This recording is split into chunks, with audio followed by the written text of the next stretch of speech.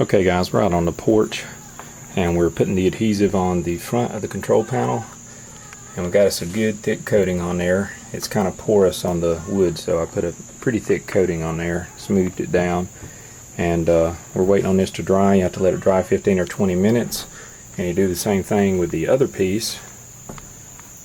Got the other piece over here, and just waiting for it to kind of dry a little bit before we put the two pieces together.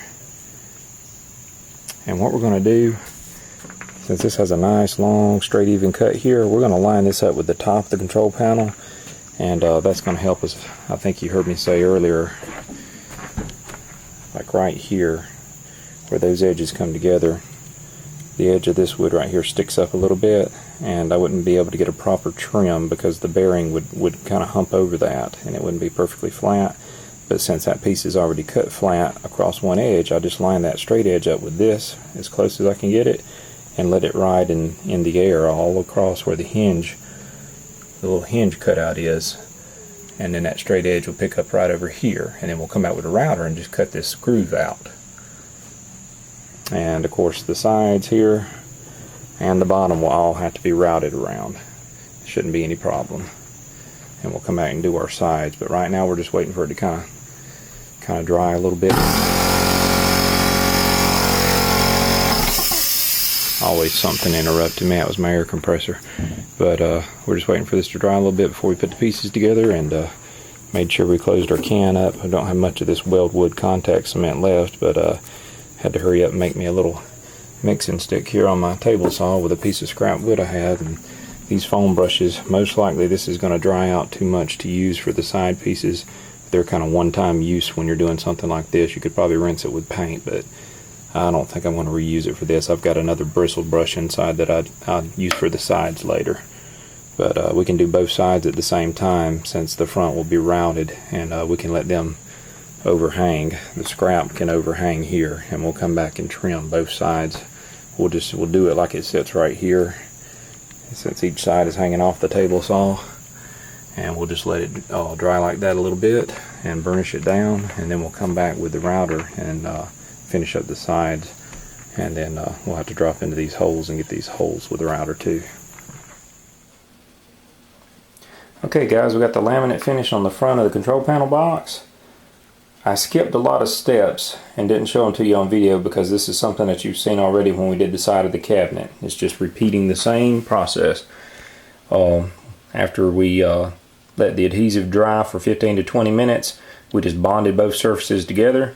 I lined that straight edge up on the straight edge of the upper part of the box here and over on the opposite side, and worked out real good.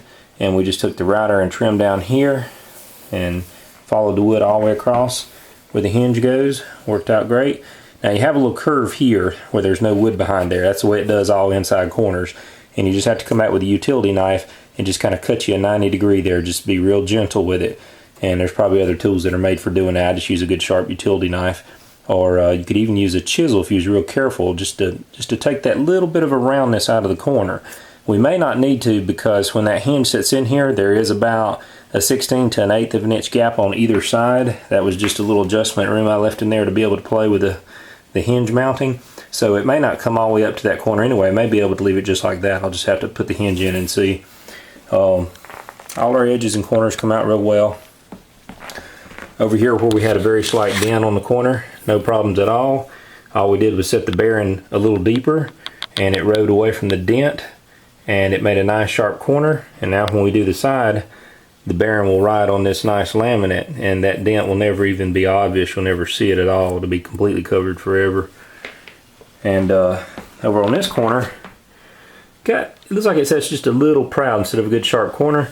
And what it is my mitering there, where this piece of wood is mitered to this piece. You can see there's just a little bit of a lip there, and I can come back and just hit that with some sandpaper and just sand that on flush, or I can just take a utility knife, put a straight edge behind it, and just score that just a little bit to snap off that little 1/16 of an inch there, and it'll never be obvious that it didn't get trimmed with the router. But looks pretty good. Otherwise, it's just you just got to remember that the bearing's going to follow anything that's there. Right here, he sticks off just slightly proud because there was some glue there. like I say, I could just take a little sanding block and just barely bump that just a few times, probably 3 or 4 times, and it'll just be perfectly flush. So now we're going to go on and try to get the sides done. Well, we're waiting on the adhesive to dry on this side of the control panel. I was going to do both of them at the same time, but I thought that was pushing it a little bit. So we're going to do one side at a time, and we're waiting on the adhesive to dry on this scrap piece of laminate here. Got a little bit of dry stuff there, but I'm just going to keep that off the surface. It's just where some of the adhesive dried in the can, and when I stirred it up, some of it flaked loose. But we've only got about maybe 6-7 more minutes, and then this will be ready to push together and get ready for the trim router. Then we'll come back and do the opposite side. Okay guys, we got the first side done. It went real good. I'm surprised. I thought I'd have a little trouble with this upper corner here because right there where there's a little bit of difference in the way the wood comes together on my 45. But hey, turned out really great. I might have to bump it with a file just a little bit, or a utility knife.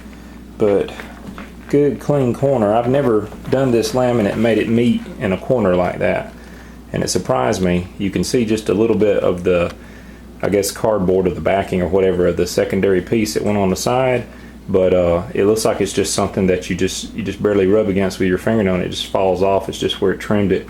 And I've heard the professionals use a little file and go down the corners like that to make it look better. So we'll probably do that. But right now what we need to do, there is a hole in there that we covered up for the pinball button, and we need to drill it out at least part way, and then we'll follow around the inside of it with the router and make a good clean hole. We just got to open it up big enough for the trim bit. So we're going to do that now. Well guys, we got all the laminate done on the control panel box. Everything turned out really very good. Not too much troubles.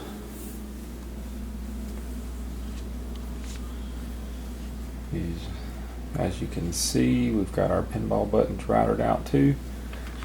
That turned out really well. What we did first is we plunged down in there with one of these bits there. I went down in probably up to about the 3rd largest hole from the top of this drill bit. This does multiple sizes here, and I just made sure I measured to about the center point of where the hole is, and then I plunged down in there and I just kept looking from the back, and when I got the hole large enough that the trim router bit would fit down in there, I stopped drilling and I took the control panel box outside and I just dropped the flush trim bit down in there with the router and just went around the inside of it, and it made a perfect circle. So the buttons ought to go right in there. As a matter of fact, let's grab a button right quick.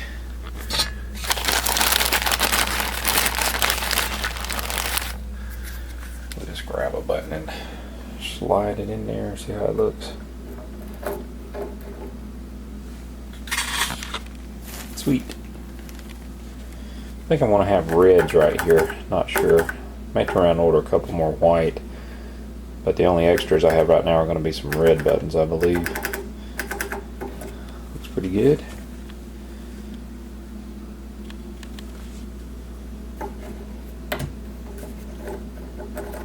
Try it on the other side just to make sure I got my holes right.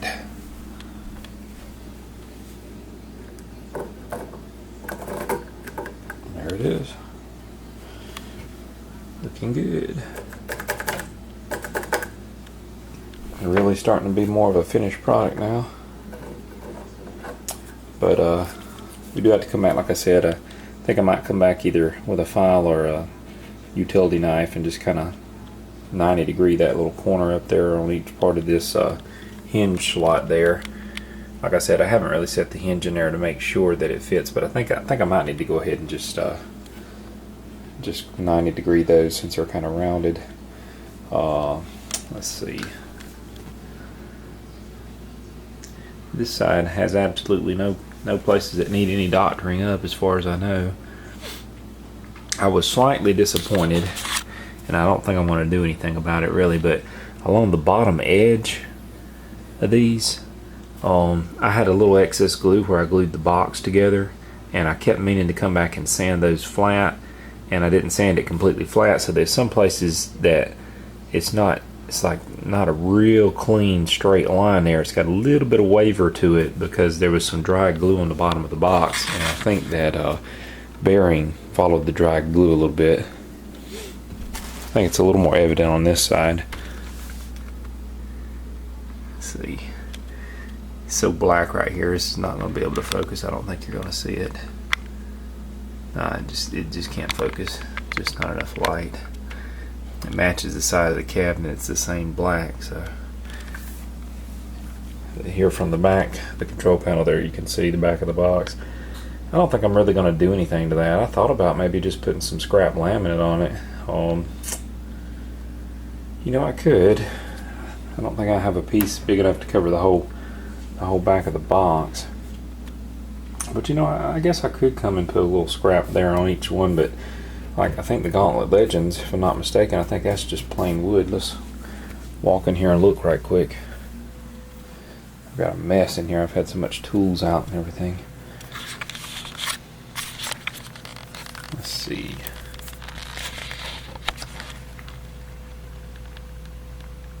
Back of the control panel box there. Well, maybe I'm wrong. Could have swore that was. Maybe it's painted black. Yeah, I guess it's painted black. I could always do that. I could always paint it black. I don't know what cabinet I'm thinking of. I could have swore it was the Gauntlet Legends. No, it's not the Mortal Kombat's because they don't hang over like that. No, it's painted black. Huh. I must be thinking of the underside. I know the underside of it's just plain wood. See, like that right there. The underside of it's exactly like my box. You just see plain plywood. There's my new video game sign. I got this for $32 from a guy in the next town off of eBay. I noticed he was local to me, and I didn't have to pay shipping or anything. And this looks like it used to be probably either used in I don't know, casino, or possibly where somebody had some poker machines, or it could have been in a normal arcade. But it was from another town very close to me, Seneca, South Carolina.